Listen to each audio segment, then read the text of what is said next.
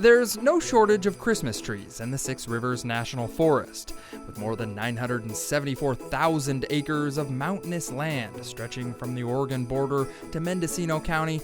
It's full of pine, fir, cedar, and redwood.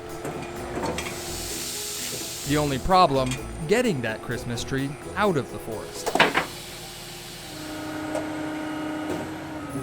This is Sugar Bear, an 84-foot tall white fir that was chosen to be the next U.S. Capitol Christmas tree. We've been working on this since January. Yeah, so a long time. This is forester Jeff Jones, and he's the one who found the tree. But before it can be delivered to our nation's capital, a team of people have to work together to cut it down. This is not your first tree you've climbed up. Oh, no. I've done it 13 years.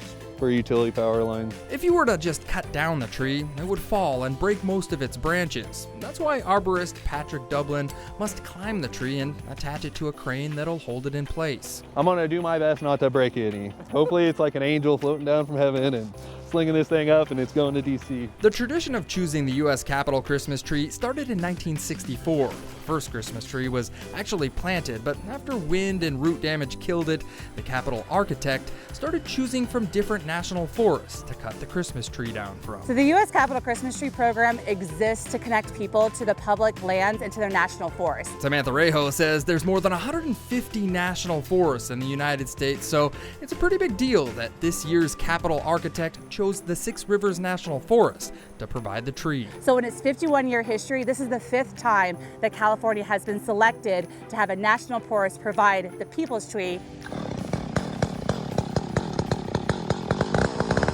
We're going to be doing it as 2 cuts, one relief cut on the backside and then another cut to follow through. Brandon Banwall is the man tasked with actually cutting the tree, and with the rain, it's not exactly ideal conditions. There's a potential it might move around a little bit, but we're gonna jump away from the tree, and like I said, that's when the crane takes over.